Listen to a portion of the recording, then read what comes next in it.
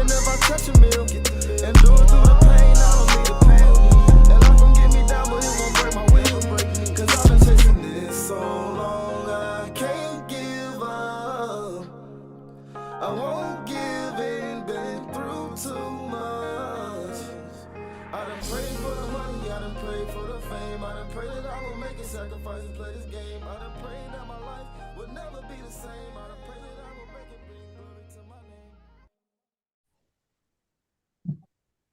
All right, ladies and gentlemen, I'd like to start off this podcast with a quick public service announcement. Oh, no.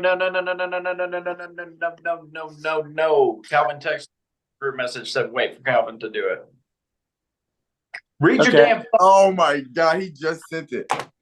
Read your. Okay, well, I've already Football's started. back, boys. Can I pause it? No, we'll just stall until he gets here. Football is back. Wait, when's the first official game? NFL 2 weeks, right? Yeah, 2 weeks. September 11th weekend or whatever, right? Yeah, it's September 7th. It's Thursday night. It's going to be the Lions at the Chiefs. I see. Lions and the Chiefs. Oh, it's next Thursday. Lions are going all the way, bro. Stop, bro. Are they? Lions Stop. year, bro. Stop. I will say this. I'm also St. Brown is fucking raw. You ready? He's so You ready? This is Mitchell's Titans prediction of the year. This is going to be good. How close was I last year? Was I one game off? Yeah, I think you're a game off. I was one game off last year. He got lucky that half the team got injured. I think somebody just knocked at my door. Give me a second. Uh-oh. That's creepy.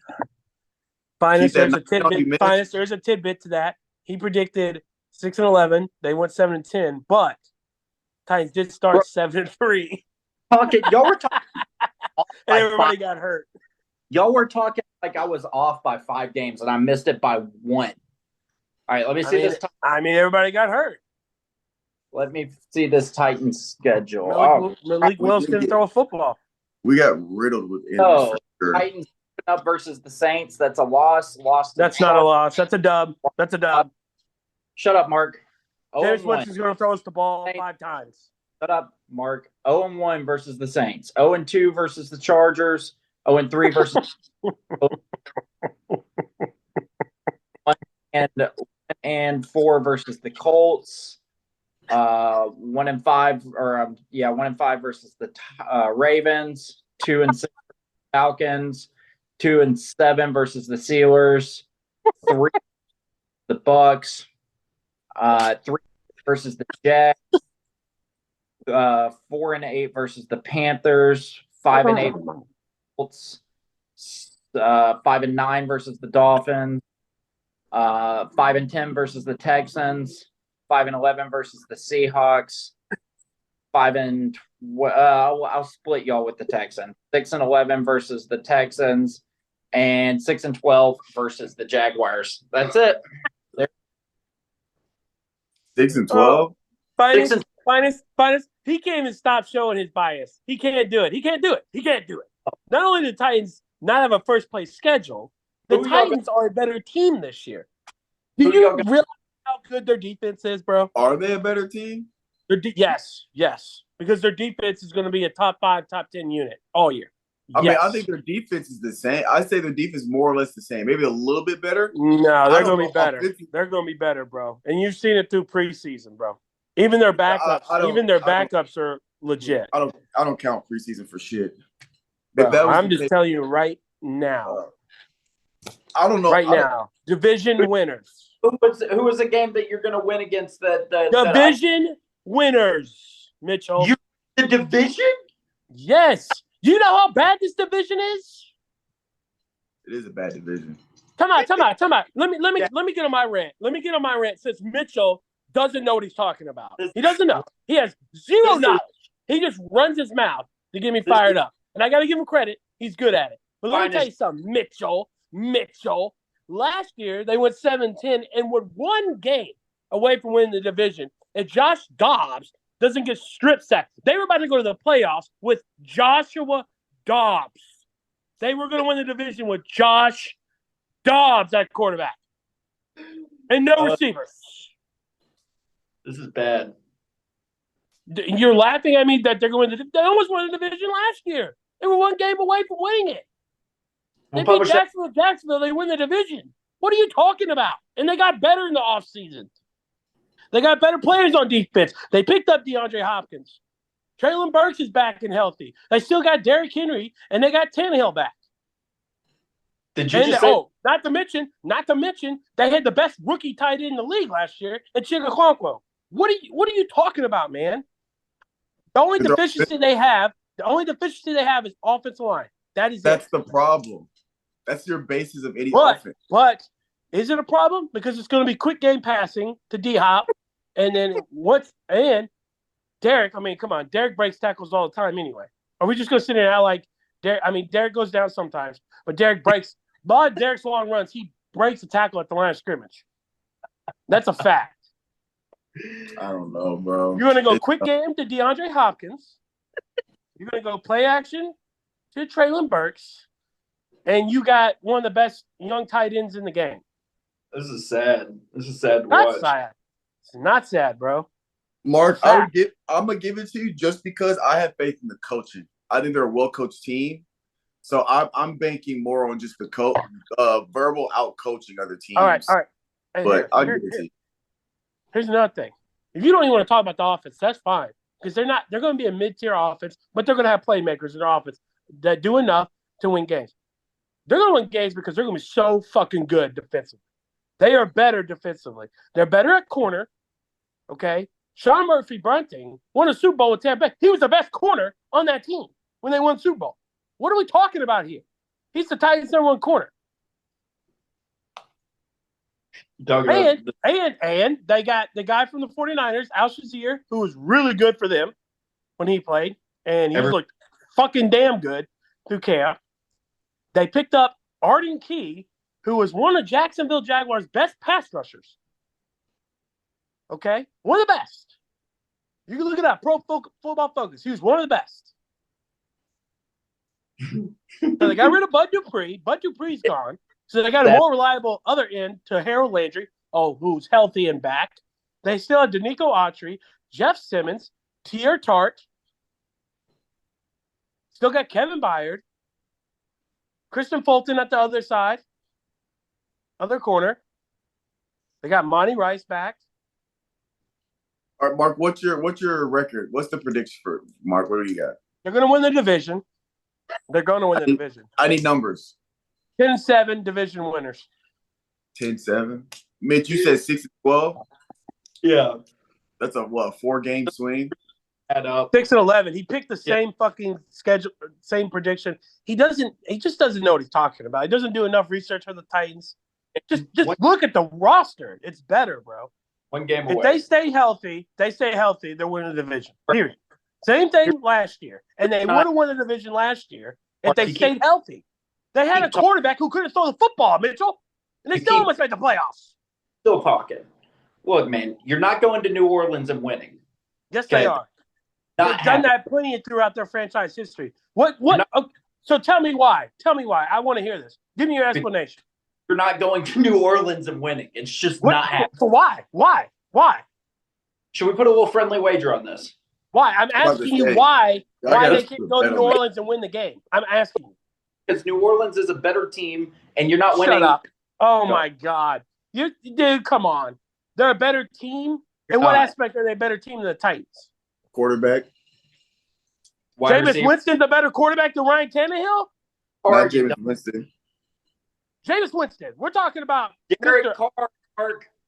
They're the same quarterback, and he's not better. And Derek Carr has sucked against the Titans. Matter of fact, since the Titans were so bad last year, right, Mitchell? You know who the Titans' first win was against? Bad. Who was it against? Who was it against? Talking about like the 5-12. Hey, shut up. Answer the question. Who was the Titans' first win against last year after they got destroyed by the Bills? Answer the question. Do you know what quarterback and what team was the Titans' first win? This isn't proof. It was Derek Carr and the Las Vegas Raiders. Yes, it does. He also threw 3 picks in that game. Stop it. Still not proven it. Derek Carr. Y'all, you acting like Derek Carr's first team All Pro. Stop. You're not beating the Saints. You're not beating the Chargers. You're not I'll give beating you the Chargers, but and they. you're- Well, time out. Do you do any research ever before you spout that shit? Mark, They lost if to the Chargers by 3 points last year with Malik Willis at quarterback. What are we talking about, bro? Oh my God, you got to do some research before you start spouting this shit out. 6-11. Didn't do any research last year. I was off by 1 game. You need to do it this year because Justin Herbert beat them by 3 with Malik Willis at quarterback. Objectively speaking, Derek Carr is a better quarterback when it comes to throwing the ball. He's not a good quarterback. Tannehill But he's not a 13 good quarterback. He had 13. Tannehill only threw 2,500 yards, 13 touchdowns, 6. Tannehill was hurt. Let's ignore last year. So he went 21 and 14, 2021. Derek Carr went 23 and 14, threw for 4,800 yards. Ryan Tannehill only threw for 3,700. So he threw for 1,000 more yards than Tannehill. Wait, what year was this? 2021. Not last season, but the season before. So the year where Derek got hurt, but they were still a running football team, right? 2021? Yeah, the year Derek was going to break 2,000. Oh, by was a that long 2 shot. years? Was that But he broke his foot. I think that was that year, yeah. $40 on that Saints game. I'll take it. I mean, I'm that confident that they're going to beat the Saints. Like, I watched Derek Carr. Throw 3 picks against the Titans last year. I love it. I'm here. Go to the Superdome and win in the Superdome on opening day. You must be out of your ever-living. Matter of fact, Finest, do me a favor. Look up the Saints record last year, please. Because he's acting like they're just this phenomenal football team. Please look up their record. I'm not acting like that. I'm acting They like went 7-10. 7-10, just like the Titans. My God. better than the Titans. And you know what's crazy? Mitchell doesn't want to admit this, and he'll never admit it. When are you going to realize that, I don't know, 75% of the Titans roster was out last year? I mean, do we not acknowledge this? That team started 7-3 when they had everybody, and they weren't a very good team last year, roster-wise. They're a better roster this year. Mark, I take check. You can pay me in cash when I get back. PayPal, Venmo, Cash App. I'm going to let it happen. And let me tell you something. Whatever you want to You say. better not get on this podcast that next Tuesday when they beat the Saints, because I'm going to be so fucking insufferable. You're just going to have to not get on. Saints. Finest, I need you to register all this to memory. Commit all this false confidence to memory he has. Just remember it, because he's going to downplay it. He'll downplay it. No, I wouldn't say. I didn't say it like that. I didn't say that. No, I won't. Hang on. I'm very confident that they're going to beat the Saints. I'm very confident they're going to win the division. You can keep it. Bookmark it. I don't give a shit. Clips. Jags. You think that you're winning the division over the Jags? Yes. Why wouldn't I? Help me, Mitchell. They had Josh Dobbs at quarterback last year, and we're a strip sack away from winning the division. What are you talking about? Man, can't help this delusion, man. You can't help this delusion. Finest. Mark. Did the Titans almost win the division last year? Did they? Yes. No, time out. And hey, time out. Before I now, one more thing. 2 more things. Did the Titans not almost win the division, right? With Joshua Dobbs at quarterback, right? Correct. With no receivers, correct? Correct. With hardly any running game, because that's all they had, because Derrick Henry was the only thing they had offensively, correct? Correct. And a defense that was the worst rated defense against the pass in all of the NFL, correct? I'm not 100% sure on that, but that's a fact. They were the worst defense against the pass in the NFL. No one against the run. Last in the NFL against the pass. Mitchell, and they still almost won the fucking division. What are we talking about? They almost won the goddamn division last year with one of the worst teams they've ever put out for the last 5 years. I get so just do some fucking research, man. Jags are not good. They are not good. They are not good. Okay? They're average. They're average. Sunshine is average. The Titans are above average? Yes. Oh, boy. They're above average to good. Not saying they're Super Bowl champs, but I am saying they're going to win the fucking division. I can't help you, Mark. I just wish you would do a little more research. That's all. I wish you weren't delusional, but that's okay. I'm not being delusional. You're being delusional. They got better in the offseason. How are you going to sit there and say they fucking got DeAndre Hopkins, bro? He's one of the best receivers in the league. And he's got something to prove. All right, and he's pissed off. I've made notes. This is gonna be episode. Notes. I'm not going to go back on my word. I'm never going back on my word. No, this is going to be episode. Y'all attack me about LeBron, then I stay the status quo with LeBron. I don't go back on my word. You don't got to worry about that. Titans are winning the division. They're winning game 1 in New Orleans, and they're going 10-7 to win the division. Well, let's not bring up LeBron because you're not ready for that. Anyway, well, I'm just saying you don't need to keep notes. I don't know why he thinks I'm gonna backtrack on anything. No. I'm not. That's not what the notes are for. The notes are for when it comes September, whenever they play. I have Mark. This is gonna be episode 136. September 10th. Your boy's gonna make some clips that's gonna go on the social media. Well, you know what? We better pop off big time because when they beat the Saints, you're going to have some great clips because I'm going to be the most insufferable son of a bitch that's ever lived. You already are the most insufferable son of a bitch. That's ever you lived. think that now. You think that now. You just wait. You just wait. And we go through this every year. He does this bullshit every year. He acts like I say they're going to win the fucking Super Bowl. I don't think they're going to win the Super Bowl, but I do think they're going to win this division. They ain't winning the division. Okay. I think you're wrong. I think you're wrong. Hard. I don't think it's a very hard division to win either way. But correct, Finest. Thank you. And when you're going to probably have a top 10, top 5 defense, it's a very, very winnable division to be in. I'm not convinced. Because they're going to get after the quarterback, and they're going to be really good in the secondary. And they're always good against the run, so you're not going to be able to run on them. And now they're going to be better against the pass because they have all their pass rushers back. I mean, I don't know much about football, but goddamn. Yeah, I mean, y'all aren't winning the division, Mark. Y'all start off the season 0-4. You think Jags are going to win the division? I got the Jags. Like every country that has a brain. That's fine. They're going to be wrong. I mean, I'm just telling you the fact. I don't know how you people sit there, watch that final game last year, and see Trevor Lawrence dueling it out with Josh Dobbs. It should have lost to Josh Dobbs and the division last year, and think, oh, the Jags are so much better than the Titans. Titans didn't have half their roster, but the Jags are so good. It's okay, Mark. It's insane.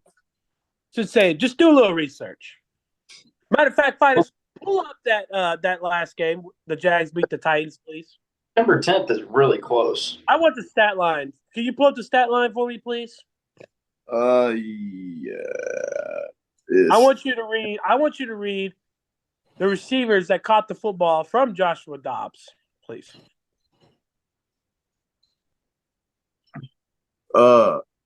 Shit. Hang on.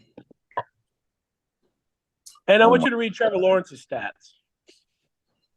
His data is not supported. This is okay. All right, let's go. Damn, looking shit up from a year ago. So, who do you want? What do you want first? All right, let's go. I want to see who Josh Dobbs was throwing the ball to last year in this game. Can you pull up the receiver stats? Yeah, Robert Woods had 40 yards. Austin Hooper had 38 yards.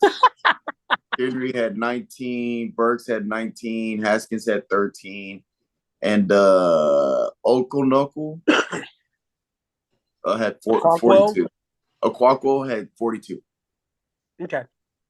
Only one down. Now, can you please read Trevor Lawrence's stats from that game to me? Trevor Lawrence, his stats. Yes. He had 212 yards, 6.6 average, one throwing touchdown. Yeah, one throwing touchdown. That's it? Against the worst pass defense in the league? Yeah, with 2 for 23. Oh. QBR rating of 45. Wow. Wow, Mitchell. Wow. Passed. Wow, Mitchell. Wow. You're really burning me over here, Mark. We'll see. Oh, my God. Damn, a QBR 45. Garrick had 110 yards Division rushing. winner right there. That's crazy. Now he's got to go against a better secondary, a better pass rush, a better linebacker crew across the middle. Division winner. Just go ahead and give it to him. Give it to the Jags. You're losing to the Saints, and 0-4 will be a good starting point for y'all. That'll be a great starting point for y'all season. Just don't give it. Did not get in the pod, bro. I swear to God, don't do it. I won't let you get. You think you can get a word in now? I won't let you get one word in. I'm telling you right now. You can win the division at 0-4. It's all good. Where's Calvin's dumbass at? I don't know because I'm waiting on this damn PSA announcement. But just to let you guys know, this podcast is brought to you by Valvoline. Whenever you need transmission fluid to get you, I'm just bullshitting. Yeah, don't give them that free shit. No free shout outs on this pod. You got to pay, people. Bitch, we have a little plug section where we plug in our sponsor. We're international. Y'all got to pay us. Logitech mouses. Stop. Don't give them any free shit. Stop it. Brought to you by Apple products. Go to the gym. Stop it. Stop. Bro, that's how you get the sponsorships. They gotta find out. No, you don't. They just keep making you do it for free. No. That's not no. That's just like when what's his name? Daniel, the white Vans. Oh, dude, he got a lifetime deal with Vans, bro. Whatever happened to that guy? What do you mean? He's doing the thing. He's like donating and doing all this charity work. Bro, I haven't heard of him in like 8 years. Well, it's because he's not doing he's not. When Vine went away, it really killed a lot of people's careers. It didn't kill his career. What are you talking about? Yeah, bro. I don't see no damn Daniel anywhere. That's because he's out here actually doing stuff that matters. It's just people don't like covering that. What are you talking about? The damn Daniel. Dude. What about the damn Daniel? I'll tell you he's blown up on social media, and he's actually funny as shit. Matt Rife. That motherfucker is funny. I don't follow. Dude, he's fucking hilarious. What is he doing? He's just doing stand-up comedy, but his crowd work is like insane. Oh, yeah. I know who that is. He was on Wild 'N Out and all that shit. Yeah. Yeah, the white dude. Bro, him and Andrew Schultz might be my two favorite comedians right now. Bro, I just got done watching Brilliant Idiots with Andrew Schultz and Charlamagne the God. And Andrew Schultz, bro, his crowd work is just as good, bro, if not better than Matt Rice. That shit's so funny. So, bro, Andrew Schultz is low-key a really good interviewer. Not gonna cap. He's really bro, good. You ever listen to his podcast? Do I? I watch it every fucking week. Well, then you would know. Bro. He does serious shit. Like, he's good. Yeah. You see the one he had with Jelly Roll on there? Yeah, bro. Yeah, that was a good one. Like, all of them are good. And dude, Jelly Roll might be the most humble fucking person I've ever seen in my life. I didn't know he was till I watched the pod. Now I'm a fan. Bro, I don't know his music. His music's good, bro. I heard that song he got called Save Me is supposed to be really good, but I haven't listened yet. Yeah, bro, he's phenomenal. What's up? You listened to his old music before? He was a rapper. Jelly Roll? Yeah. No, but I heard he was a rapper. Started off as a rapper. I'll send you his he had a little 10-minute freestyle. It's like 2 days after he got out of jail. And it's like from like 2009, boy was in Antioch. It's good. He just goes 10 minutes over that's right. He grew up in Nashville too. Huh? Yeah, yes, right. bro. Yes, yes. We should get him on the pod. We should. Calvin, you're We our should. manager, so get that figured out, bro. Yeah, production manager. Let's go, Calvin. Somebody that's it's between you and Mark, somebody that's in Nashville, reach out to his people, see if you can get him on the pod. I'll reach out to him. Bro, Like, if you can get a celebrity on the pod, I will fly to Nashville. We gotta do it in person. We're not doing this Zoom shit. Hey man, Mitch, whatever you gotta I'd do. have to oversell this shit some fair. It's like, yeah, we get like a million viewers and fucking 500,000 listeners on Spotify. Oh it shit. used to be like 1,000. What the hell? Oh dude. I'd be making up the biggest lie. I'd be stretching the truth hella stretch. I didn't lie. I just really stretched the truth. We get listeners. We just don't get that many listeners. Yeah, we ain't got multiple commas in it. Not yet. Bro, that'd be fucking lit. Fucking hat.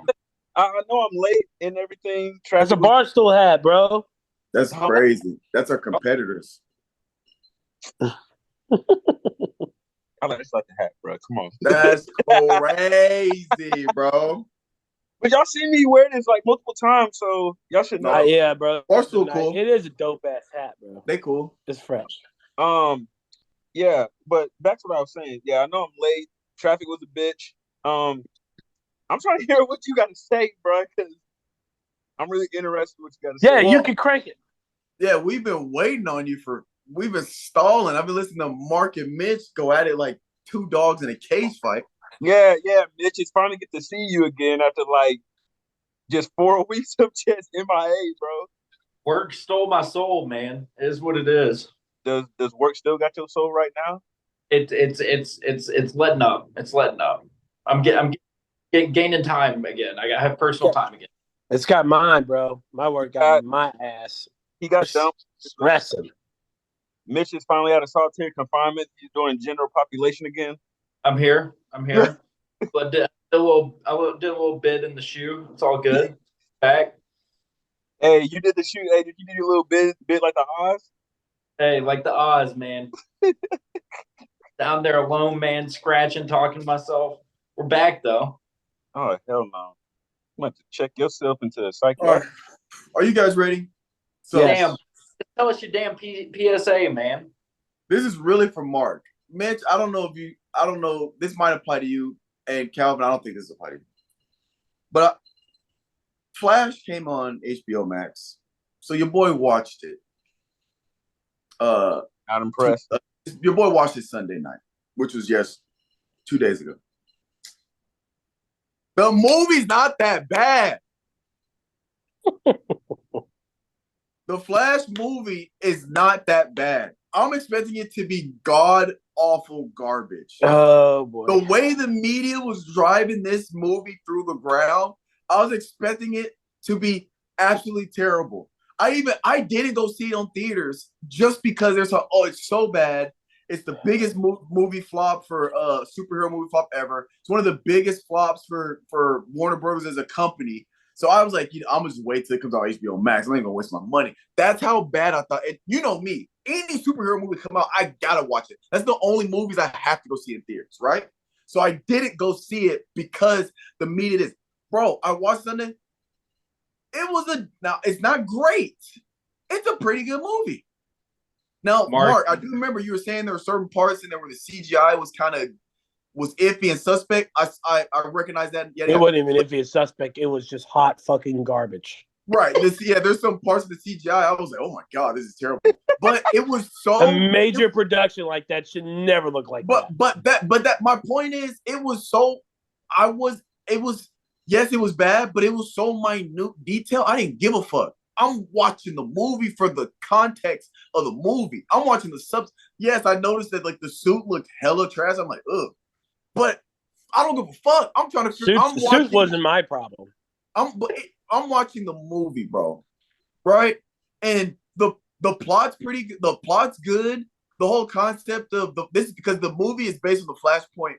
In the comics, is based on Flashpoint, and that's Flashpoint paradox. Flashpoint paradox, and that's the storyline where he figures out how to travel through time, and he goes back to save his mom, and ends up making it work. Looking up the timeline, yes. Right, and then he has to go back to make sure his mom dies, which is like crazy and yada yada. And then the villain and the main antagonist. Well, there's two antagonists in the movie. I like how they kind of did it, but it ends up being him. That's actually Zoom. That's an actual character in the comics where he is one of his worst enemies because he Dark gets stuck. Flash, yeah. Yeah, he gets stuck in his business and yada yada yada. But bro, I did not think it was that bad of a movie. And then I went to ratings. Rotten Tomatoes gave it a 68. Google ratings, the 77% of the people that watched the movie liked it. So I'm sitting there like, if it's got 77 is not bad. Now it's not great, but I'm like 77% of if 100 people go see this movie and 77 people are like, oh yeah, I liked it. I'm trying to figure out, yeah, that's a win. But what happened is I think the movie did so bad rating wise is because the actor got into the bullshit outside off the field. I have a question. Go ahead. What did the actor do? I'm just curious. I can't remember what he did. What did he do? He assaulted people. He was grooming. He was doing all sorts of stuff. Sexual assault cases. Yeah. I mean, just that's the only thing I could think of for why. Like people are probably like trying to cancel him. Don't go see the movie. This and that. Pretty big thing, Finis. That's not. No. Like the guy got. No. Yeah, Mitch, you're right, but last time I checked, he's not the only actor to do that and still make. Let's not go over that as if, like he got too many parking tickets and he didn't show up to court, right? Like let's not act. Well, let's also not act like he didn't get in. Like let's not act like he got convicted of anything, right? Oh no. No, I'm just saying we're gonna play that. Like I get what you're saying, but this is Hollywood, right? Hollywood. So let's not act like this is the only he's the guy. No, this happens all the time. And there's other actors that have these allegations, make movies, and the shit does millions and millions and millions and millions, and nobody bats an eye. So I'm just saying let's keep the energy the same, right? I would love. Because let's be honest, allegations. Now, if he did do it, terrible, right? Absolutely terrible. But now we got a lot to board his ass. We got a lot to unpack. Because the same people that's saying this is the same ones that talk about when people are trying to tear down civil rights monuments, they're the same ones trying to say separate the art from the person. Well, why won't we do this right here then? If we're gonna try to separate the art from the person, where are those people at? It's the same people, right? Or if you want to do that, let's go through every person that has sexual allegations and you cancel all their movies. Right? I'm sure I can find a list of actors that have sexual allegations, and we'll see what movies they have. A lot of them have been canceled. I mean, we go through all of them, right? But I'm just saying that you can say Mark, we're losing you. We're losing you, Mark. Mark, we're losing you.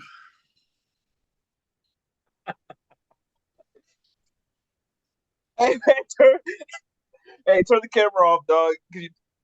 All right, but anyway. Time out before I say understand this because I have full ball Wi-Fi and brand new Wi-Fi. Now, the hell you just say?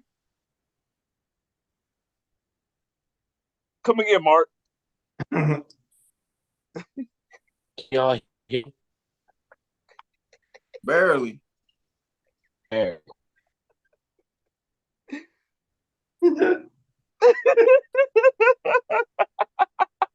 gonna lose my train of thought. It's crazy.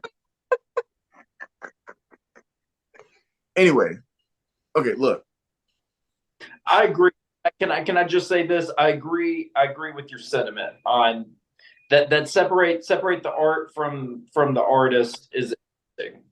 It's really when you think of Kanye, that's the biggest one that comes to mind, right?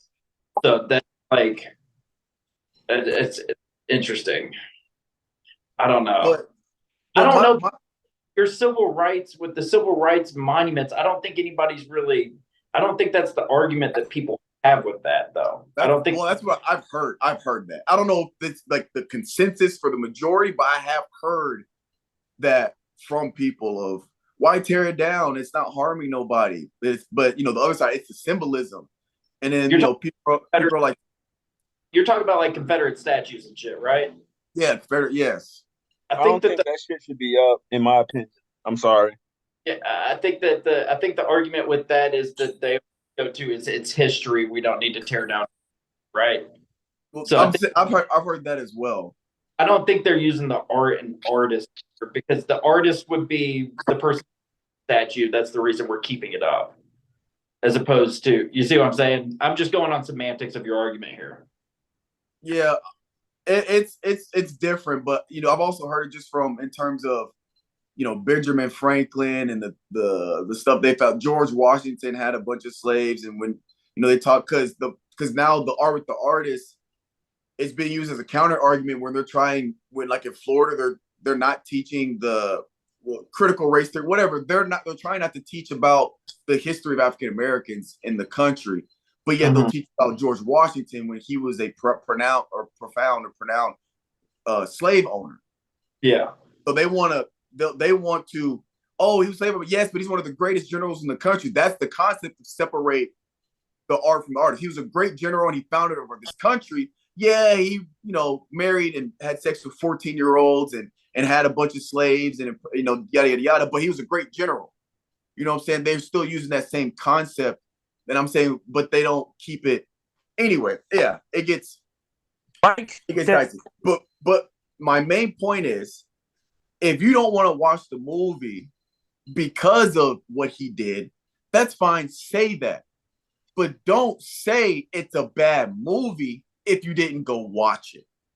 Or if something's a good movie, you can even if you don't like something, you can recognize greatness, right? I'm not a KD fan, but I do recognize he's one of the greatest basketball players ever touched this ball, right? I'm not a fan, just like Draymond. I'm not a fan of Draymond. He is a Hall of Famer. He is an athlete. He is one of the greatest role players in the game. Without Draymond, I recognize that even though I'm not a fan of him as a player, right? Yeah. Just like with this movie, you can go in and hate on all you want. Now, obviously there are some people that are going to not like the movie because they just think it's a bad movie. But I do think some people are letting the media spin this narrative that it's a bad movie. So instead of them actually thinking it's a bad movie, they're just going with that it was a bad movie. If you go in and watch it objectively, it's not a bad movie. It's not great. I don't, it's not great, but it's not. It's better than the second Wonder Woman. You know what I'm saying? I'd watch it again. I give it a soft 7, hard 6.5 out of 10. So, like a little bit above average. What's that, Mark? It's a hard 6, huh? Hard 6. Yeah, you missed. Hell yeah. But all y'all's head. Went right above his head. But yeah, hard 6. that was my PSA. Oh, Getting canceled. Documentary. Oh Lord. One, 12 Kings, which is about Urban Meyer and the Florida Gators. That shit. But the documentary? yeah, it was fucking wild. Wild. Mark, are you on Wi-Fi or like, you off Wi-Fi? If you're on Wi-Fi, get off of it. If you're off the Wi-Fi, get on it.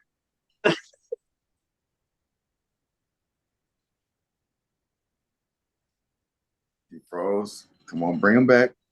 Mark, I'm gonna find the laptop for you, bro, because this is just getting out of hand. Hey, Mark, you don't have a laptop, Mark? Well, I'm curious. Or it's not like he can reply. what's going on? Are you seeing? This is bullshit. Oh, we got a full sentence. Dude, this is too much. I can't have this many marks on the screen. I can't. I will not. Dude, And there goes Calvin. There goes Calvin. What the fuck? What's going on right now? Bro, there's so much mark in my. Oh, is this better though? It is better. Bro, I have full bars for Wi-Fi. This shit don't add up. This shit don't add up. This shit's fire. Are you on your phone? Yeah, I'm on my phone, bro. Are you covering your speaker on your phone? You sound like you're drowning.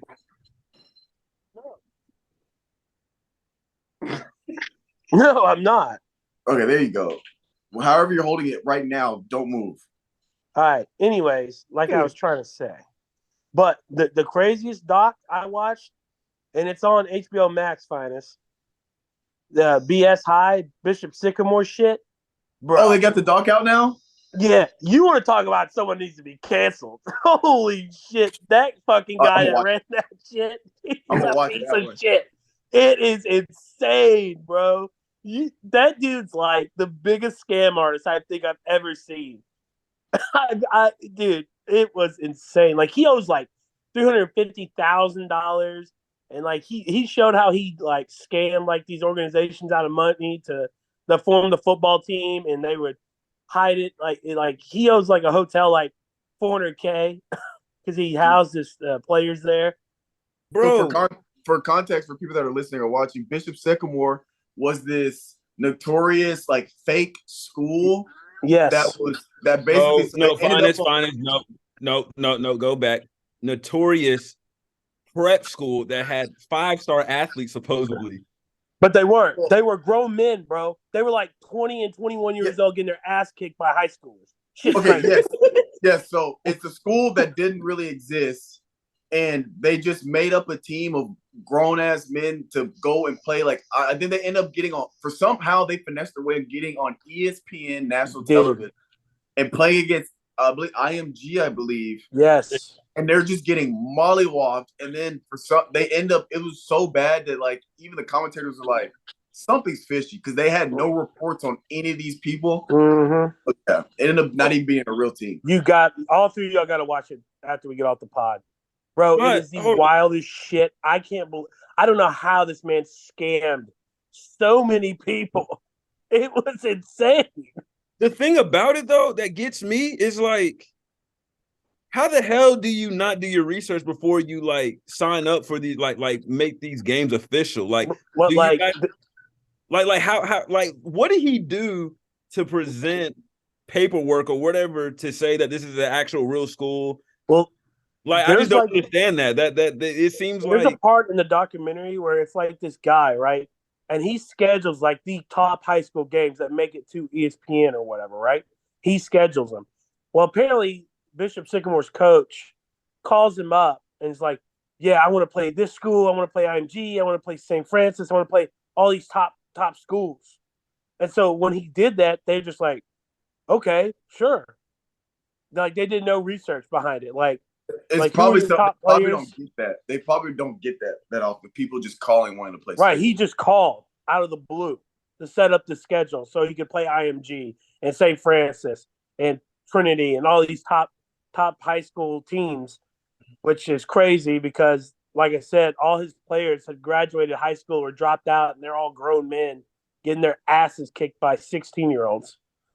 It's just wild, bro. I just don't understand that, man. Like, is there no quality process to go through this, or people got fired at ESPN. So people got fired after that.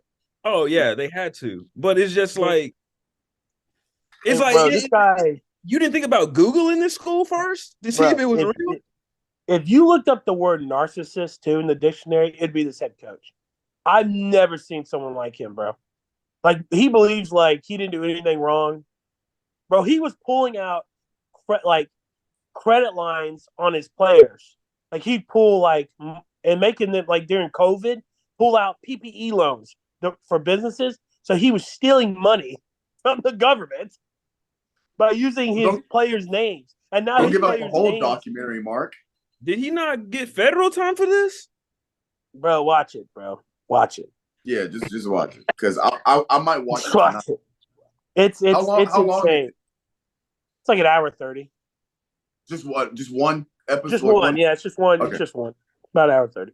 The Swamp Things, the Florida Gator, and Urban Meyer, that's 4 parts. And they're like an hour each. I heard that one was mid.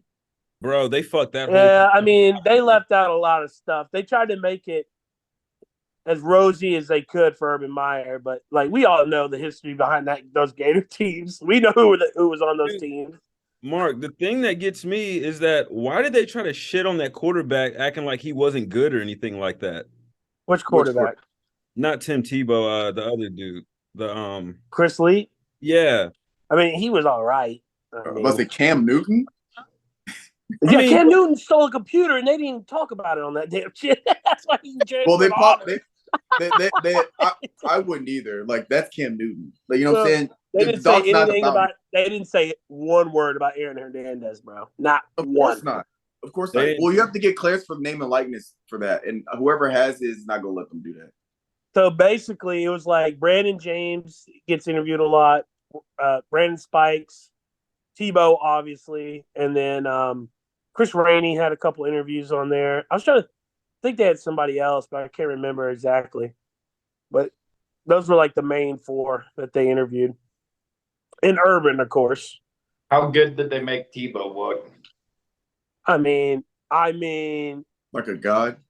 I mean, yeah, but like the same token, like they talked about like I think there was like they were playing somebody like Mississippi State or somebody, and Tebow was playing really bad, and Brandon Spikes was like they were saying like him and Brandon Spikes like they had to separate them in the locker room at halftime, like they were like going at it, like throwing punches and shit. So they kind of brought him down to earth. Kidding me? What the crap are you guys doing out there? No. Not Tebow. It was Brandon Spikes going at Tebow for playing like shit. Tebow was playing bad. And he didn't like it. Tebow didn't like it. Because no one ever checked Tebow. No one checked Tebow. Tebow was Tebow, you know what I mean? He was the leader. So Brandon Spikes checked him. And apparently they came to blows in like the fucking locker room. During halftime. He's a big guy. You seen him? Brandon Spikes was huge too. Yeah. Brandon Spikes played middle linebacker, bro.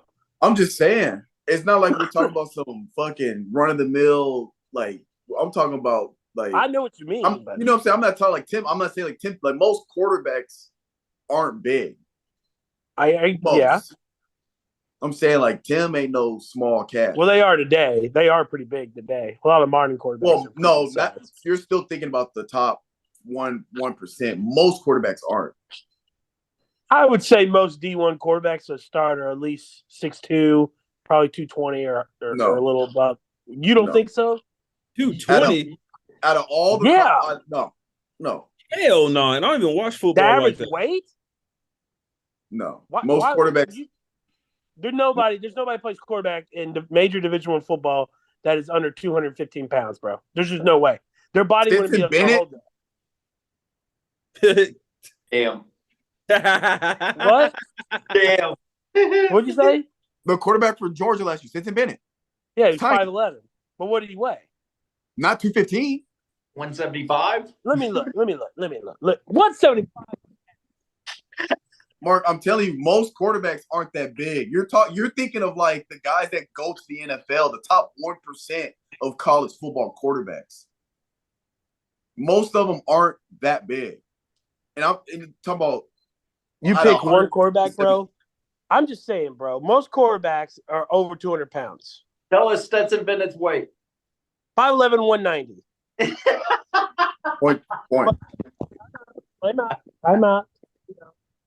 Look, how much does Kyler Murray weigh? He might be 215. I know he's short, but he's got some weight to him though. I think. Uncover the bottom of your phone.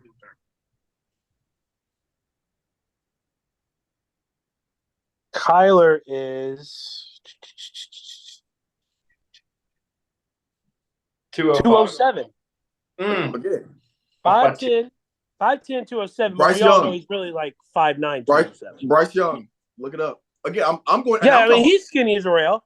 I'm just saying, bro. You're nitpicking a couple quarterbacks. I bet. No. Mark, I'm not nitpicking a couple quarterbacks. I literally just gave you a list of NFL quarterbacks. Now we're talking. I'm gonna look. Time out. I'm gonna look up the new starting quarterback of Georgia. Bro, Mark, I'm telling you, most. When I say most, I mean the majority of quarterbacks aren't built that big, is what I'm telling you, bro. They're not. College Georgia's quarterback. new. Georgia's starting quarterback. I bet you You're talking think about he one is. team. You're talking about one team. I'm talking about I'm not talking about most one time. I'm about to go through the SEC, bro. How big is Georgia's starting quarterback this year? SEC. I'm talking about He's 6'4", all of 220. college football. You're talking He's about 6'4", 220. 14 Joe Milton. schools. Mark, listen. I'm talking about the NCAA. You're picking the most competitive, most dominant That's what I conference. said. Yes. No, you didn't. You said D1 football players. D1 Power 5. Most Power 5 quarterbacks are over 200 pounds. There's just no way. Their body wouldn't uphold to that, bro. Mark, I'm trying to tell you, bro. I've been there. They're not like that. Most of them. Now, some of them are. There is a good chunk of them that are, especially the guys that make it to the next level. Most of them aren't. They're not. How big was Drew Lock? Not that big. Now, he was Let tall. me look. 6'3", 6'3", maybe. Drew's probably 205. At least when he played. I don't know what he weighed at Pro Day. Drew Lock That's a is difference. 6'4". Yeah, he's tall. He's up there. What do he weigh? Let me look. Now, his weight's Pro Day. I'm telling you, he didn't play at 215 228. He didn't play at 228 in college. I'm telling you. He might weigh that now because he had to put on weight for the NFL. He might not have been 228, but he was probably north of 200 pounds when he played. No, he was not. I saw him every day, bro. He's going to put on 50 pounds to play in the NFL? Yes. When you go to a team that has a terrible offensive line, that's what you got to do. Drew Lock, Mizzou roster. Mark, look at me. I don't care what that weight says because you can tell them what weight to put on there. I'm telling you, we weighed in every day at Mizzou. I'm telling you, he didn't play at that heavy, bro. I was there, Mark. I saw him every day. We weren't strangers. Yo, what's up, Drew? Like when we go in together, we'd weigh in at the same time. I would see him get on the scale. He was not 220, 225, bro. Tommy Lock. Is that his brother? I think so, yeah. Now he's a string bean, 172. What does he play? Is he quarterback? Yes. No. Again, case point. Go look up Lamar I'm Jackson. trying to figure out what he weighed at Mizzou, bro. Hold on. Go look up Lamar Jackson.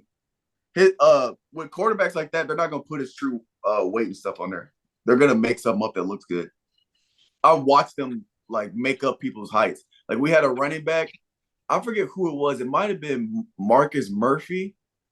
But because Marcus Murphy, he's short, yeah. But on the fucking shit in Mizzou, they put him at damn near like 5'10", 5'11". I was like, fuck. Nah, that dude was like 5'7", 5'8" on a good day. Yeah. But literally, they just put this on there because I know what you're saying. I'm telling you, bro. They just gotta have some fat on them, bro. Because them pass rushers, I mean, they're faster and they're bigger. No, I agree with you though. I mean, they just beat the hell out of them. I agree, but that's what I'm saying. In college, they're not that big. And then when they get to the NFL, they put on weight. But most you think he put on 40, 50 pounds in the NFL? Yeah, you can. Now, most of it, not all of it's good weight, though. But are you saying they're doughy? Yeah, some of them do. But it also depends. You got to remember, you're still developing till you're 25, bro. I'm being summoned for work. All right. Oh, no. We'll see you, Mark. Get that $40 ready, big guy. Here we go. $40. Hold on. Whoa. I'm gonna let him run his mouth because when it happens, and I'm tired of taking money from him. I've already took money from him. Mitch, you got like 2 minutes? Yeah. So I gotta tell you a secret. Here's a secret. This podcast is brought to you by Final Form Supplements. Here we have all the supplements that you could possibly need for everyday life. Whether you're a couch potato or whether you're a hardcore gym rat, we have stuff for you. This is our premier multivitamin. Everybody needs a multivitamin because we don't all get the vitamins we need in our diet. Again, if you're somebody like me that has joint problems, don't be stuttering. That suffer from patellar tendonitis, I got you. Joint support gummies. I've been feeling fantastic ever since I started taking these. Now, to get your cut, to get your shipment of Final Form supplements, go to Final Form Subs. That's SUPPS, finalformsubs.com, and use promo code CoachDrip, all caps, no space, get 10% off your order. Again, Final Form supplements, achieve your final form. All right, Mitch. Final form, baby. Deuces, Mitch. Do Be your off. bid, bro. Mark, you got a game time for us? What's up? I just know I'm going to take $40 off Mitchell. That's all. Why? Anyways. Where's We this got- stemming from? We got Because he 11 says days. that we made a wager that the Titans. He says the Saints are going to beat the Titans. And I said the Titans are going to beat the Saints game on. That's all.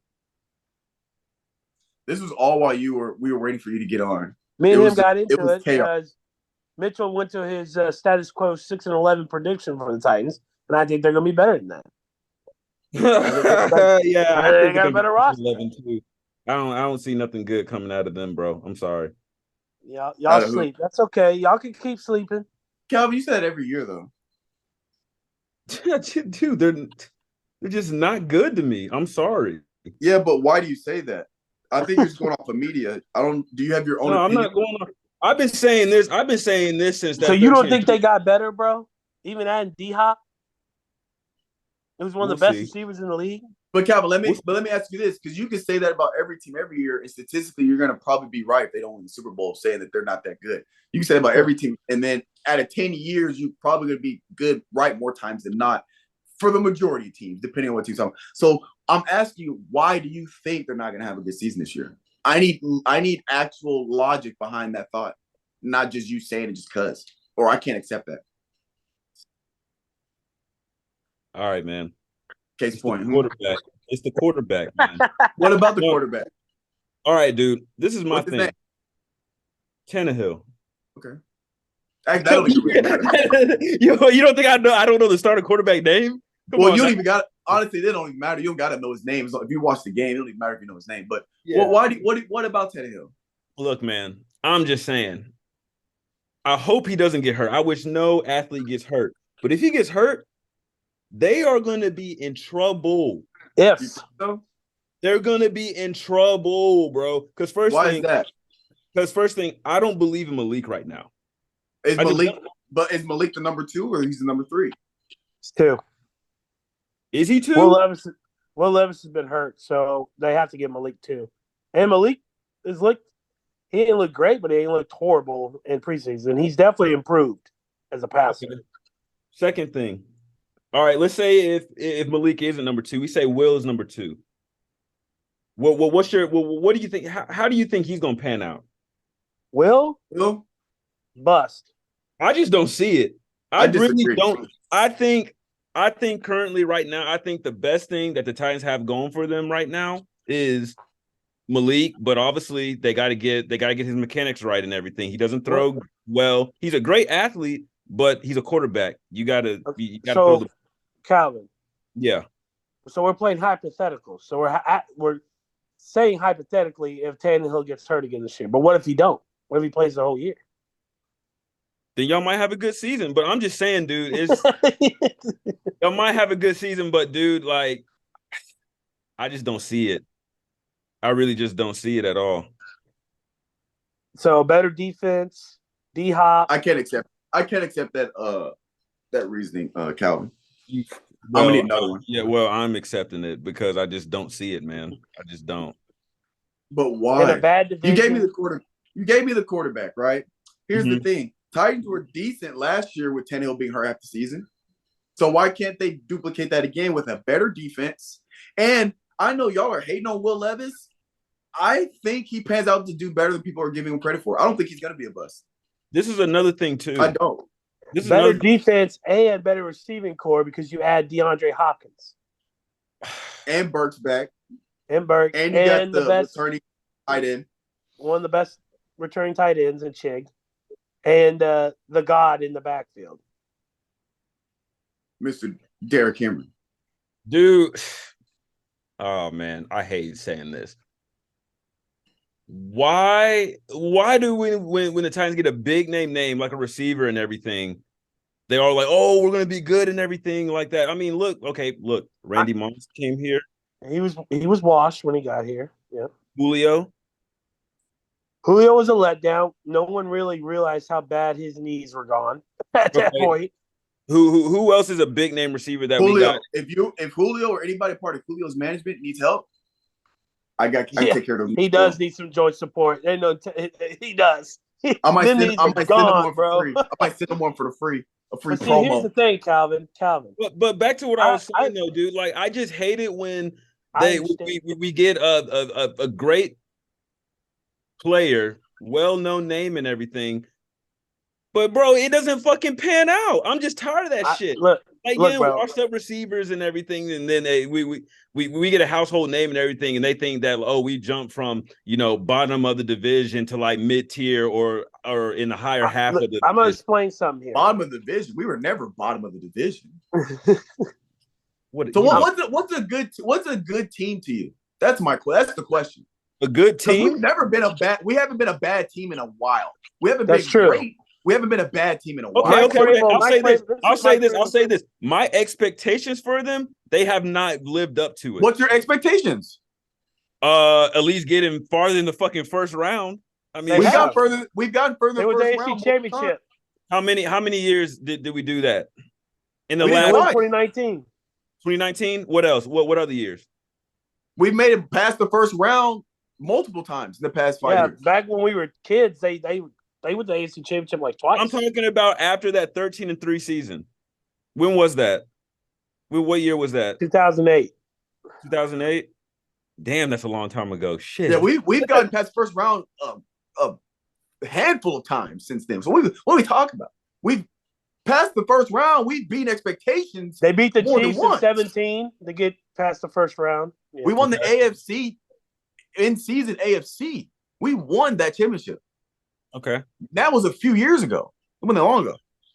Okay. Hey, I'm also going to say this about the receiver thing. You are right. A lot of them do come washed, but why the fuck? Like my thing is like why? Here's the thing. This is why D-Hop's going to be different than them. And I'm explaining. This game is not about being explosive.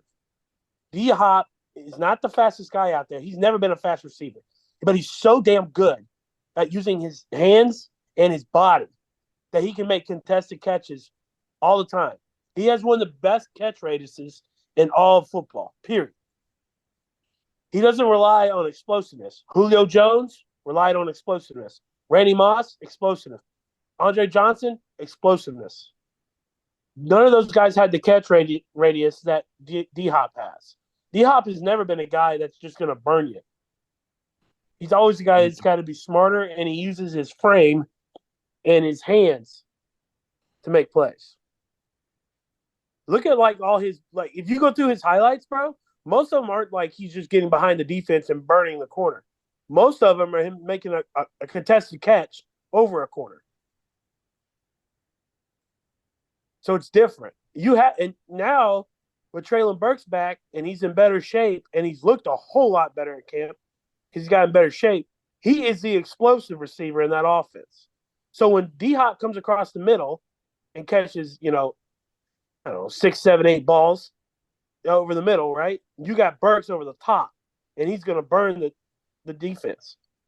But you got to respect D-Hop under the middle. You can't just have safety help over the top constantly with Treylon Burks. Because as soon as you do, what's going to happen? D-Hop's got 101 across the middle to the sideline, and he's going to make the play. We'll see. That's what I'm going to say. That's why I would like Mitchell to do some more research, Finis, before he starts saying things. My thing is every season I say the same thing. I don't like making predictions because I don't know who's going to be good, who's going to be bad. I literally wait till halfway through the season before I say who I think how it's going to play out. Because we've seen it time and time before where a team that makes it to the Super Bowl one year is absolute shit the next. A team that's absolute shit one year makes it Eagles. The year before, they were terrible. Yeah. Next year, Super Bowl. Yep. So I'm not even, I never say where I think the Titans are. I hope the Titans are good. I hope they win the Super Bowl. But I never say where I think they're going to be good or not because I'm just going to let the season play out. I just like enjoying the season playing out. So I am excited to watch how the Jets pan out, though. That's probably the team I'm most excited to watch pan out this season is the Jets. Well, all I know is the Patriots are going to finish last in that division. And it's going to be a bloodbath between the Bills, the Jets, and the Dolphins. I Ooh. mean, an absolute bloodbath. It's crazy thing is one of those teams is not gonna make it. Between those three, one of the teams not gonna make it. I know. And the other one's gonna have to make it through I wild kind of card. lean more towards the Jets than I do the Dolphins. I think the Dolphins are just gonna be a little more explosive, right? With Tyreek and Waddle and stuff. I think they also But have a little same token, more. I can't bet against A-Rod. I can't do it. I can't do it, bro. And they got Dalvin with Dalvin Cook's there now. And he's got a better receiving core that he's probably the best receiving core he's ever had. Garrett Wilson. I mean, all the other young receivers they have. Adams. Devontae Smith, right? No, he's with the Eagles. He's got Garrett Wilson, who was the rookie of the year. I'm getting mixed up because rookie of the year, Garrett Wilson. He has he got Randall Cobb. He's got all his guys from Green Bay. In their defense solid too? Don't they have some? Yes, they're not bad defensively. Yes, they're pretty good. Sauce Gardner. Yes, Sauce Gardner. That's what I'm thinking. They're killer corner. I mean, they're good defensively. Yeah, I'm at my two teams. Well, my team that I'm most excited to watch pan out is going to be the Jets. I think my team that I'm low key, like I'm gonna put on my radar to watch. Like I'm excited, but I'm excited to see how it pans out. Is the Broncos because I'm interested to see how Wilson with Sean Payton, yeah, right. With Sean Payton, I'm interested to see how Wilson responds because I think if he bounces back, he's back. I think if he doesn't bounce back this season, that might be it. Crazy, bro. And then look, bro, like I don't want to say it because I said it last year. The Chiefs, I mean. Who the hell is Patrick going to throw the ball to besides Travis Kelce? They got no receivers, bro. I was about to say we said the same thing last year, though. No. But they at least had Juju and they had Valdez Scantling. Juju. Well, I mean, he was good enough, bro. Go look. Time out. Just Finis, humor me. Look up Juju. Finis. Bro, I don't even. How many yards did Juju have this season? Last season? Yes, this past season. How many yards did he have? I'm pretty sure he was the number. I don't know. I'm pretty sure he was the number one receiver for them, though. No, outside of Travis Kelce. I mean, of course, Travis Kelce probably led them in yards and touchdowns, but I'm sure Juju is close behind him. Okay, I'll give it to you. He had 933. He almost had 1,000. Yeah. Okay. Yeah. All right. Okay. All right. Now look. You got me. Now they don't have him anymore. They don't have him or Valdez Scantling. Go look at the receivers this man has to throw the football to. Now, he is Pat Mahomes, and he is the magic man, and so he can work magic like Tom Brady did, probably. But I just want you to read the names off. Receivers. KC, Chiefs. Here we go. This is the depth chart. Bro, I don't know who none of these people are. Sky Moore, Marquez, Valdez, Scouting, Kadarius, Tony. That's the only one that I know. And Scantling. I didn't know. I thought Marquez Valdez Scantling left. Is this an old depth chart? Yeah, let me see where this is from. I mean, I said Kansas City depth chart, and it's the first thing that popped up, so I assume it's the most updated. It doesn't have. I would just put in Kansas City Chiefs roster, wide receivers 2023 or something. I mean, this has to be because Juju Smith-Schuster's not on here, and like people from last year's not on here. Okay, well, I thought Valdez Scantling had left too, but so that's him and Kadarius Toney are the only two names that ring a bell to anybody. Keep going through it. That was it. Oh, you talking about second and third? Yeah. Keep going. Rashee Rice, Richie James, Justin Watson. Who are these guys, bro? Justin Ross. Who are these guys? Nico Remillo. Who? I don't know. Bro, who are these guys? Clyde Edwards-Helaire is still on there. That's running back. He's third on the depth chart. Damn. They wasted a first-round pick on him, too. That's crazy. They need to get my boy Kendall back up on this thing. They'll start winning. First thing Finis says, I don't know any of these guys. Now, I'm not – well, in my defense, when it comes to NFL football, I might not know names, but if you tell me numbers, I got you. You still wouldn't know these guys, bro. It's okay. Yeah, but yeah. It's literally Travis Kelce, Patrick Mahomes, and then they're the misfit gang. I mean, pretty much. Yeah, I'm good with jersey numbers. I gotta get better at names. It's just because I keep up with the names in the NBA, which is already a shit ton of players. So, and when it comes to football, I just looking at the numbers. But I'm excited because this year I'll actually be able to watch Sunday Night Football. That'd be College it. football started this past weekend. That was nice. I'm not gonna be able to watch any of it. What are you doing Thursday? Florida and Utah play Thursday night. I got work. I work all day Thursday. Damn. They play at night though. I work all 3 jobs. I'm on campus from 8:30 to 3. Then I'm at Shoe Palace from 4 to 8:30, and then I'm at the gym from 8:30 to about 10:30. Watch it at the gym. They got TVs in there. They don't have cable. Tragic. Tragic. They play, but yeah, and then Saturday I work a 10-hour shift on Saturday, so I usually work from 11 to 9:30 Saturdays. Damn, you work right in the middle of all the games. That's yeah. disgusting. Oh no. Yeah, it's tragic. Sunday though, I get off at 7. So Sunday I get home right LSU and Florida State play. I think they play Sunday, or maybe they play Monday. I don't know. There's a college game Sunday and there's a college game Monday for Labor Day. Like, you know how they do that every year, like the first true week of college football where they play Thursday, Friday, Saturday, and then, of course, Saturday is most games. And then they have one Sunday and they have one Monday. They're doing that. Yeah. Monday I work Labor Day I'll still have to work at Shoe Palace, but I probably won't go on campus Monday. I'll probably just sleep in. The only days I have off in the afternoon is Tuesday because I have a lab.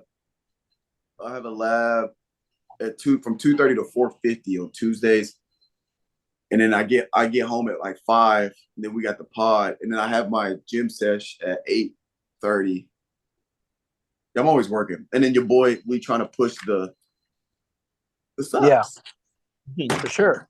I just ordered a bunch of subs for the store because I'm selling here locally, so I got about like $200 worth of product. Well, $200 wholesale worth of product coming in. So if I sell through that, I'll probably make a good $450. If I can sell it here locally. But yeah, that's coming in. And your boy's teaching this semester. I have my first class today, and I got another class tomorrow at 9 a.m. Today's going over the syllabus. It feels weird being back in the teaching groove. Because like I come in, it's funny because I wore this today, like just my black tee, my chain, and some jeans and some Jordans. So when I'm standing there on the board, like writing, people come in like confused, like, "Is this who the hell is this? Is this the right? Yeah." Are you my professor? Are you Finis Stribling? Are you Mr. Are you Professor Stribling? Are you bro? Dr. Literally, Stribling? I was walking down the hall and some dude was like, "Are you leading this lecture? Are you Professor Strib?" Which I'm not a professor yet, but it's funny they say that. And I was like, yeah. So like, it's just cool. Like I see people's reactions because they're like, oh, this is. They kind of get thrown back, and I start talking. Like, all right, let's go. Let's get class started.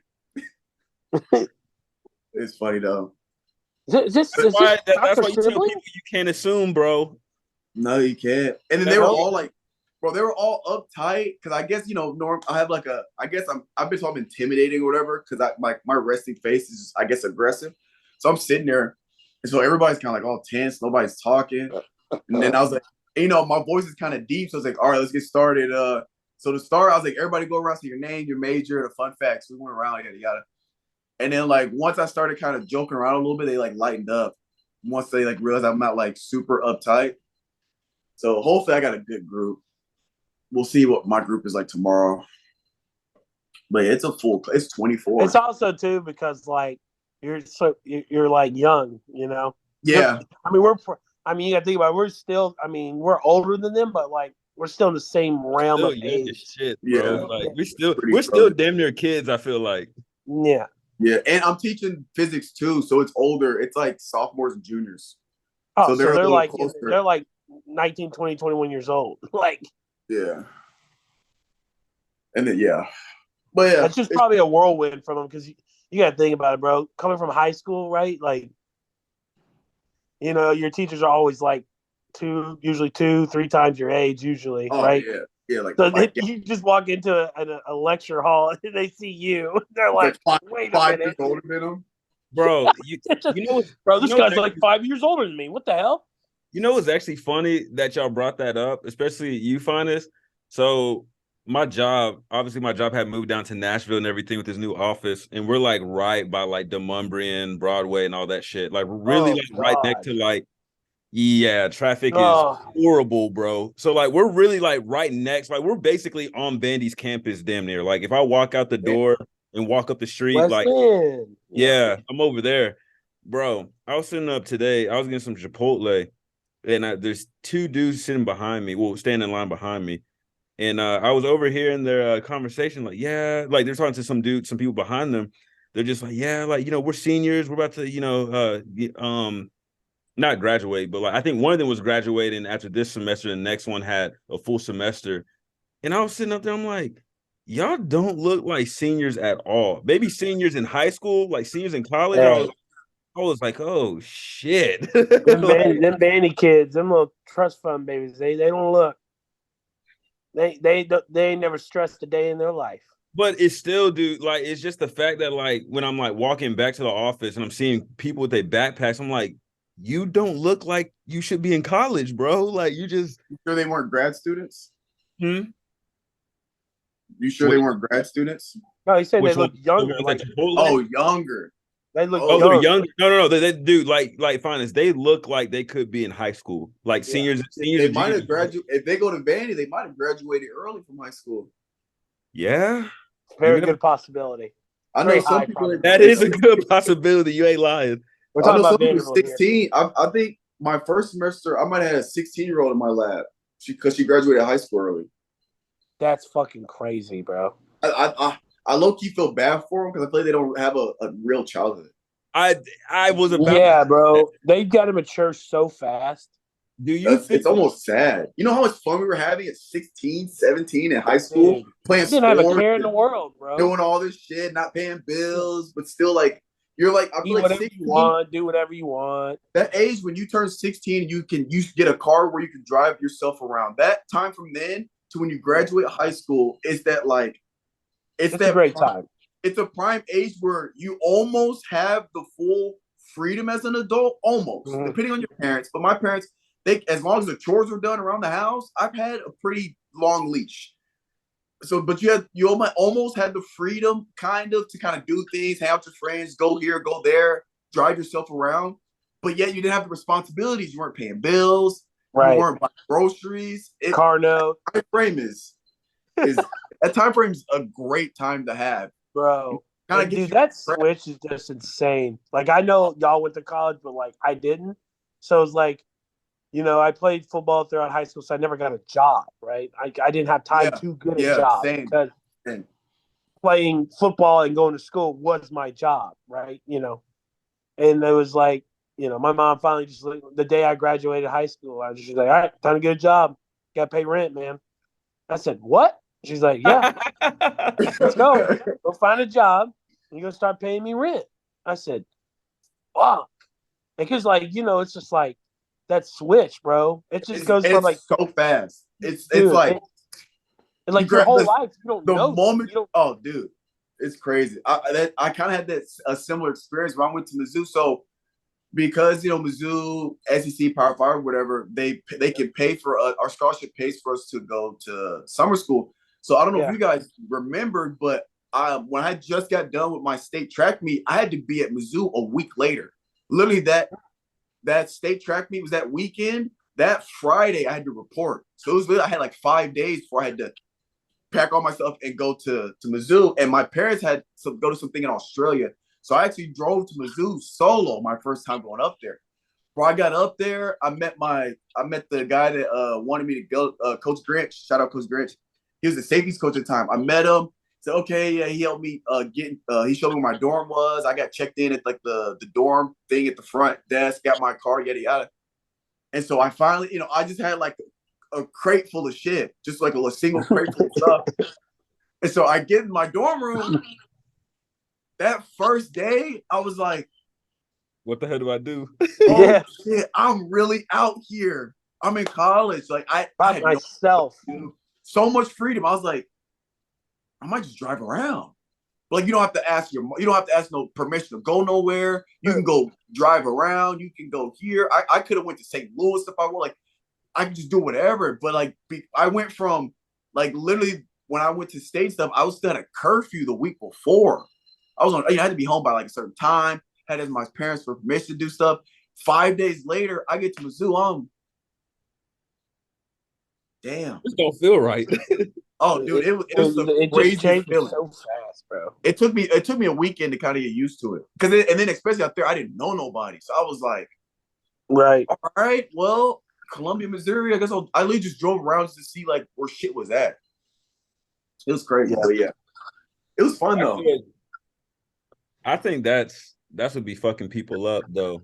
And then you go to the parties. Like, no. Is that first week of school? It's like the first week of being on campus and everything, and obviously syllabus week and all that. Some people don't go and all that, but yeah, soon as they realize they have that freedom, it's kind of like, oh be careful with it.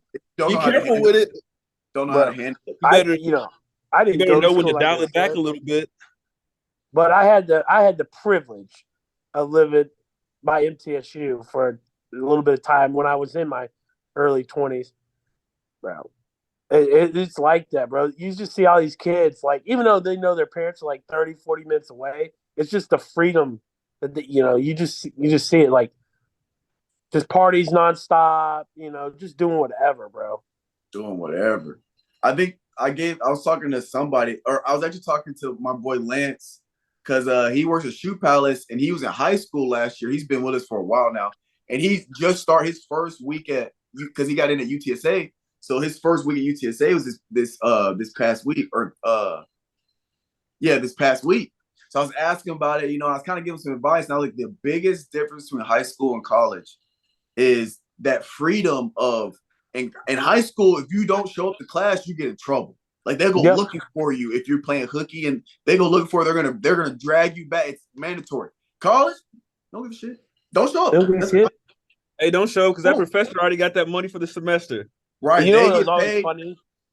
Now some professors have it to where attendance is a part of the grade to make you show up. But like when you get to the higher end, especially in grad school, when you get to like higher end classes or like your junior, senior year, they get paid whether you show up or not. So yeah, that's fine. You don't have to show up. Like I do have professors say, I'm only here if you need me. If you don't need to come to class and you can understand the material, that's fine. I'm just here if you need me to. So like literally it's like, shit, you don't got to go all semester. You don't have to. Now, if you don't go all semester and you struggling, they're not going to help you out. What's always wild to me though? But if you show up and put in forth effort, when you go to their office hours, they're willing to help you out. But it's that freedom of, all right, don't show up. You don't have to, but see how that works. You're the one that's paying $35,000 a year. That's how much Mizzou was out of state. $36,000 a year. You're paying that, not the professor. Yeah. So you do what you want, kind of thing. But go ahead. It was always wild to me too, on that aspect.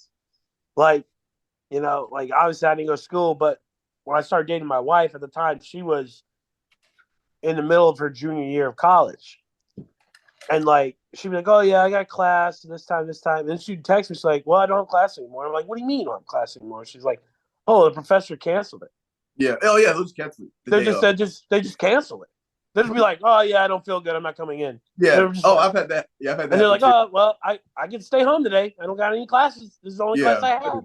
I had a teacher cancel class for damn near 3 weeks in a row. I said, "That's what I'm saying, Calvin." I said, no. At one point, like the first week and everything, because obviously this class was a Tuesday, Thursday, and the first week I was like, okay, cool.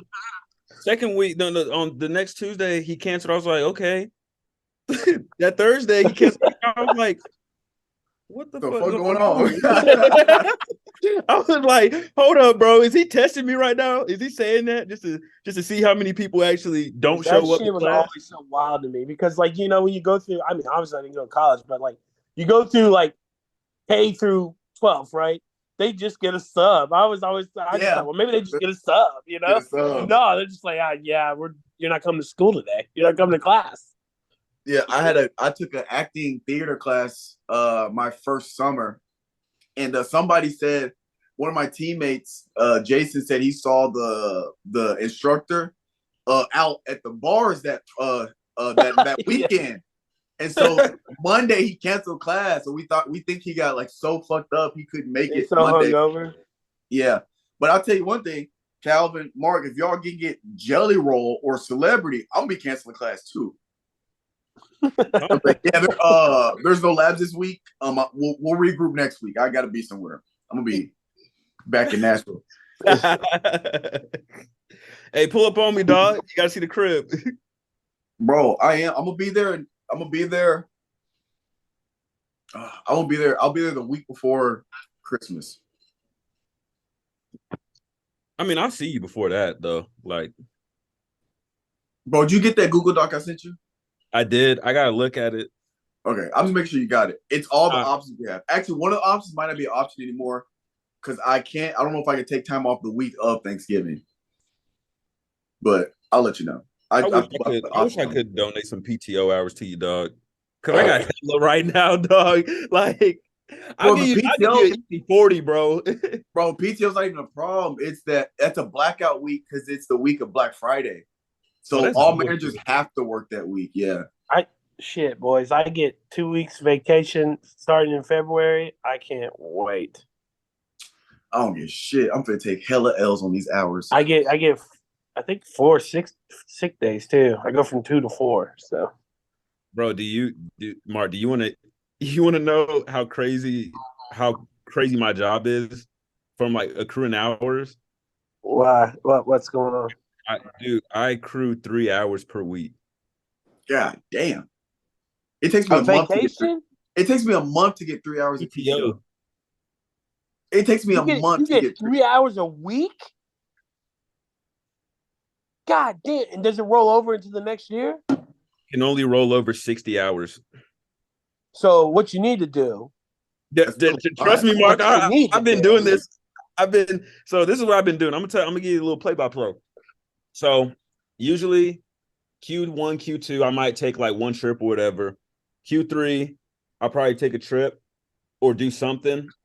Now, when it gets to like the holidays and everything, like Christmas, Thanksgiving, all that, then PTO hours come into play because business usually is slow during that time because, well, most of the people that I work with is like government folks and they are usually off on those holidays and everything.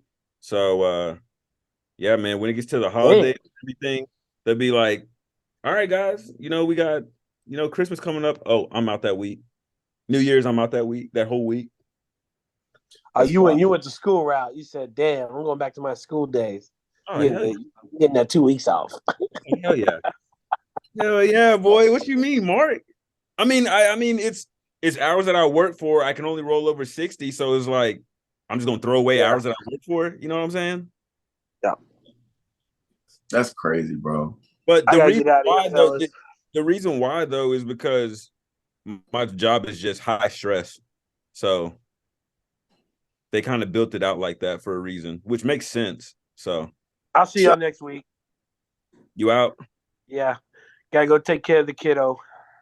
Not the kiddo. All right, Mark. All right, boys. I'll see y'all next week. Dog. Huh? I said you on daddy daycare. Always, bro. Yeah. All right, then, gang. I'll see you, dog. All right, bro. Oh, and then there were two. That's 3 a week, dude. Bro. But fine, it's like if I told you the bullshit that we deal with on a daily basis, bro, it's ridiculous, dude. Like you can literally have the best 2 weeks of work, and then the next month is just shitty. People backing out, people failing drug tests, people quitting and everything. Like it's your mom does it. Your mom does it. She knows the bullshit that goes into it. Yeah, I think now I think about it, I think she gets some pretty good PTO because, well, yeah, she probably does. Is she a director? Oh, dude, she's She's some high up position. I think she's like something regional, some type of regional manager maybe. Because she travels to Jackson a lot. Like she travels. He I probably don't is. know. I don't know if goes to Memphis that way, but the original office she worked at was in Jackson, and she works overseas. The office is here and in Jackson, so it's got to be regional. Yeah. So I remember that last time I came over, she was asking me about how my job was because she knew that I worked in staffing. And I was like, yeah, like, how's the economy treating your company? She's like, Calvin, like, it's hard to keep people motivated during these times. I'm like, hey, I feel you. I feel you. I bet. I'm like, ugh, man. If I got 3 hours of PTO a week, I'd go home. I'd probably go home 3 times a year. I'd go home. Yeah, I'd go home 3 times a year. Probably. Well, not go home. I would take off 3 times a year. I take off spring break. I take off 1 week in the summer, and then 1 week closer to Christmas or Thanksgiving. One of the two. Probably in between. Because Yeah. this year because I had to take off a week in the summer because I went to Albuquerque. I don't think I used PTO for that. But I also took off. Oh, dude, I had to take off a lot of time, but I didn't use PTO for most of it because I was trying to save it. But now I'm saving up all my PTO for when we do our trip in November. And in the week I go home for Christmas, I'm just going to take an L and just be gone for a week with no pay. Damn. Damn. I know, but I'm hoping to grow the Final Form supplements. I'm hoping to grow it enough to where I am making pretty decent money right now. Like I'm getting orders, but I'm hoping to grow it to where I'm starting to bring in like consistent flow every month. So I'm hoping by December, if I can bring in an extra consistent 2, 3, a few $100s a month just from that, then I could take that hit. You know what I'm saying? But we'll see. Otherwise, I'm getting close to being done, graduated, and then I'll have to start by December, I have to actually start figuring out what I'm going to do. Because I'll graduate next December, and the way it works, if I'm trying to get a professorship, most of those start in the fall, the beginning of the new academic year. Mm-hmm. And so if I graduate December, the job selection is going to be smaller, trying to work in January for the spring. So I might have a semester of no work potentially. If that happens, I'm gonna have to go home. I'm gonna have to go home to Nashville, work somewhere until I figure out, or until I work somewhere while I can make money, and then figure out where I'm gonna end up at. But that's my worst case scenario. My worst case scenario is I have my master's. Worst case scenario is nothing works. Worst case scenario is I graduate. No, here's worst case scenario. Worst case scenario, something happens, life happens, I don't get my PhD. That happens, I'm gonna go back home to Nashville, move in with my parents for a little bit, and I'm just gonna get a job with my master's, which I can find good paying jobs with my master's. Second worst case scenario is I get my PhD, and while I'm applying, it's taking me a while. I don't get hired, so I'll have to go home and figure it out. But like I got this, like I have this built-in buffer where I can just go back home to Nashville until I figure out the career, which I'm hoping that doesn't happen. I'm hoping by the time I graduate, I know exactly where I'm going. Everything's already set up. That means I got to start applying a year ahead. So, it's gonna be getting close to crunch time. No, I feel that. What is it? Bro, I've been thinking in here lately. I really think by the time I'm 30, bro, I won't be living in Nashville anymore. I really think that. That's so unfortunate. Well, bro, I've been here for so long, bro. I've been here for too long. I need to get out. I'm trying to stay there forever. I've been away too long. I've been gone since 2014. I'm coming home. Well, I've been here Coming since home, Nashville. It's been almost 10 years I've been away from home. Nashville, home is where the heart is. My heart's in my city, bro. I got it yadded on me, cuz 615, bro. I got 37179. Shout out Thompson Station, Tennessee, baby. We ride or die, bro. I've been away too long. When I come back, you hit me up, Calvin. I'm moving back home. Finest. I'm moving the fuck out of this bitch. bro, I think it'd be cool though if when I can make it back to Nashville and then Mitch comes back and we have like a year or two where we're all back and we do like just in person podcast. That'd be cool. And then if you gotta dip out, we can still do the Zoom stuff. But it'd be cool to have like a year or two with us back at the. I feel like that. I feel like that face-to-face interaction would just be too good, man. Oh, dude, it'd be hilarious. It'd be too funny. It'd be hilarious. And then I see my boy T. Bro, I moved closer out here to go see T, bro, and I haven't even seen him yet. He's still up in Lebanon? Yeah. Mm-hmm. That's crazy, bro. I told him I come in. I gotta see the crib, bro. Bro, I got to see everybody's crib. Bro, it's literally like, it's kind of funny that like I say that. It's just like, you know how you see your friend or whatever that you haven't hung out with in a long time, y'all catch up, you're like, oh yeah, bro, we'll get together, we'll get something planned in a few weeks, and just goes by. Goes by. You see them again, be like, bro, what you been on? Work? Yeah, man, we're supposed to hang out. Man, just work been kicking my ass, dog. Like, I just be trying to chill. It's just being an adult, bro. I swear. I feel like most of the time being an adult is seeing people you want to catch up with and say you're gonna plan it, and it just don't happen. Yeah. It's nothing like being like weird or flaky. It's just people have lives. So much other stuff going on and everything. Like, and you just don't think about it. Like, you might be sitting down on the couch and be like, damn, I was supposed to hit up Finest this weekend. But I hit him up next week. It's not personal. It's not personal. It's never personal. It's just, I don't know, man. I don't know if like, I've been saying this the last few weeks and everything. I just feel like a lot of people lately have been put in like serious overtime at work, and I don't know what it is, or maybe it's just the demand at work or whatever. Like, but all my boys tired right now, man. Like, you don't understand the full joy of when somebody hears it's Friday. Like, that is music to some people's ears, bro. And I'm just like, just that one word, you get happy? Like, shit. It's something about Friday, my favorite day of the week for sure. I know it is for me, but the reason why I'm excited is just because I get to catch up on sleep. And I know that I ain't got nothing to do, but as soon as that Sunday come around, Sunday scaries, you like, damn. Yeah, here we go again. Yeah, bro, I miss Nashville. It's almost like every month, especially since I'm going on 10 years in college. I'm getting close to graduating. And I think I've just been on this grind because whenever I left to go to college, I knew I wanted to come back to Nashville. And it just seems like now, since I'm getting close to the edge, that I'm in that grinding phase, every week that goes by, in my head, I'm like, man, I just want to go back home, bro. Like, I've never really been homesick.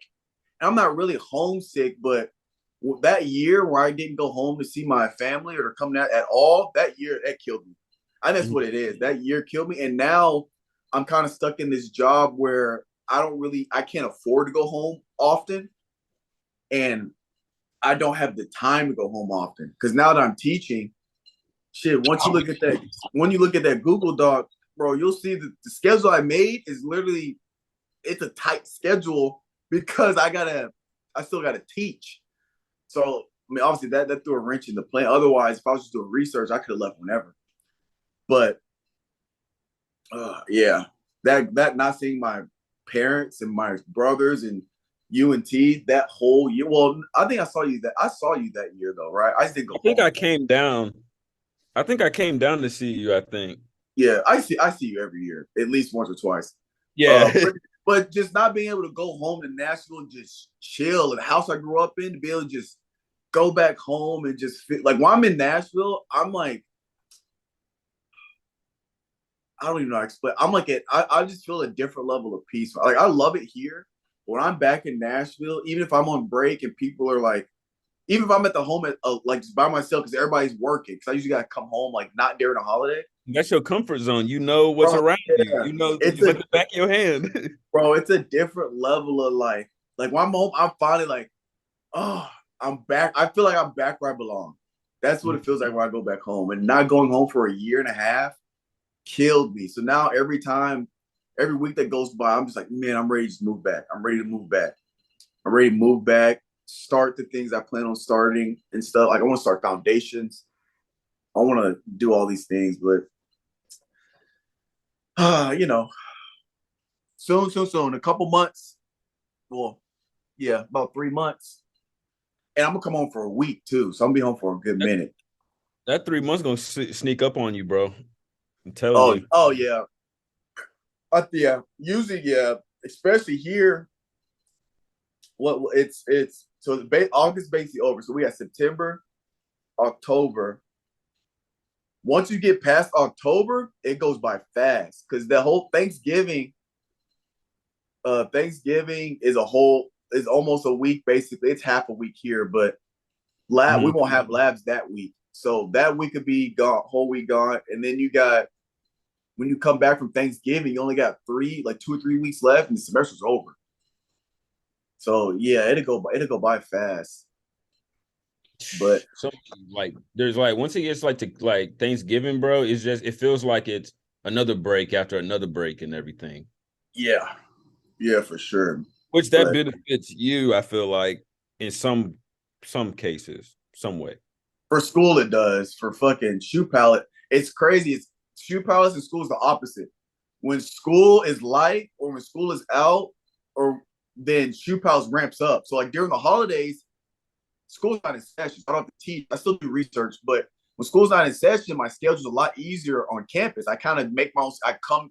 I make my own schedule. I go on campus whenever and I leave whenever. I can do whatever I want with meetings every now and then. But it's whatever. But when school is out, it's a holiday. Shoe Palace, dude, we gotta work crazy hours. But when school's in session, Shoe Palace is dead. It's like dummy dead because everybody's back in school. But now school's back in session. So I'm teaching 50 students. I got 3 meetings a week. I got tutoring. I have mandatory tutoring I have to do as a teaching assistant. So like school ramps up. So it's always like this. It never comes like this. It's never there, or it's never like both down except for when I leave. But even you know how it is when we both go on vacation, we both working. You get a phone call, I'll have to answer a phone. Like even when we travel, we're still working even though we on vacation. Bro, we both get phone calls and shit. Blows me up, bro. Like I be putting in like my out of office message, be like, hey, like I put this like in the message like purposely. I'm like, hey, I'm not bringing my laptop, but I'll have my phone on me. But it'll be very limited access. Why the hell I still get 5-6 phone calls for something like Calvin, can you do this? I'm like, bro, I don't I'm in a different state and my laptop is back home in Tennessee. There's nothing I can do right now. Like it's like you obviously didn't read my message, bro. My out of office message. It's like, come on, dog. We out here putting out fires off the clock and shit. But the thing about it though, dude, is that because see, I kind of hate this. I hate taking vacation and everything and having somebody run with my stuff because somebody fucks up my shit, I'm gonna be mad. That's why I like to just do it just take it on myself and everything.